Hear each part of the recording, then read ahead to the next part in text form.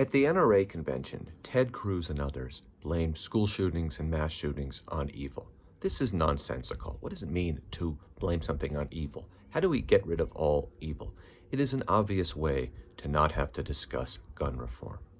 But we should also note that many of the people who own guns do so because they are afraid of crime, because they believe they live in a violent society, because they've been told over and over that the only way to protect themselves and their family is by having several high-powered guns. This is not true. But before we ridicule these people or call them right-wingers or blame the NRA, we need to look at the complicity of many in the so-called liberal media, many in the mainstream, sometimes left-leaning media, who over the last 2 or 3 years have kept repeating stories about how crime is out of control, how crime is up.